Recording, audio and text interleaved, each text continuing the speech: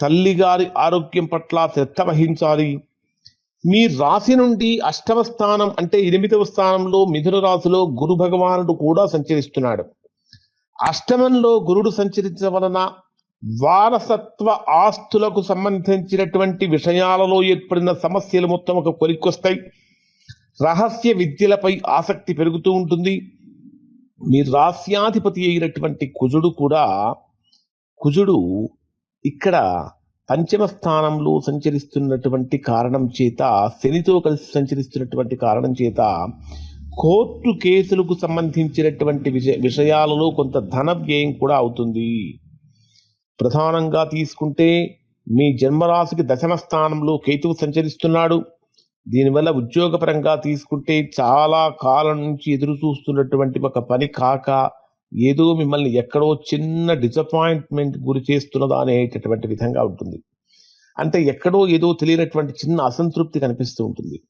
మొత్తం మీద ఈ 10 రోజులు కూడా వృశ్చిక రాశి వారు చాలా జాగ్రత్తగా ఆచితూచి అడుగులు వేయాలి.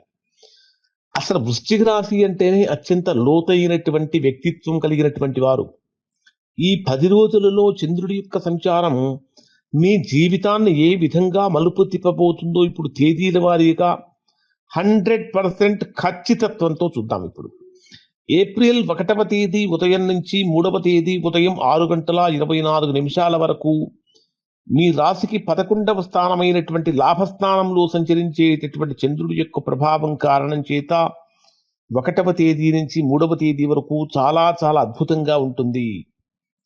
ప్రధానంగా రావలసినటువంటి బాకీల విషయంలో మీకు అనుకూలత పెరుగుతుంది. స్నేహితుల నుంచి ఆశించిన సహకారం లభిస్తూ ఉంటుంది. సామాజికంగా మీ గౌరవం పెరుగుతుంది. మీరు చేస్తున్నటువంటి వృత్తి ఉద్యోగ వ్యాపారాలు అన్నీ కూడా లాభాల బాటలో పై కనిపిస్తూ ఉంటాయి. పెద్దవాళ్ళ యొక్క ఆశీస్సులు కూడా మీకు లభిస్తూ ఉంటాయి. నేను అనుకున్నది సాధించాను అనేటటువంటి ఒక ఆత్మ సంతృప్తి ఈ 2 రోజులలో కూడా మీకు కలుగుతుంది.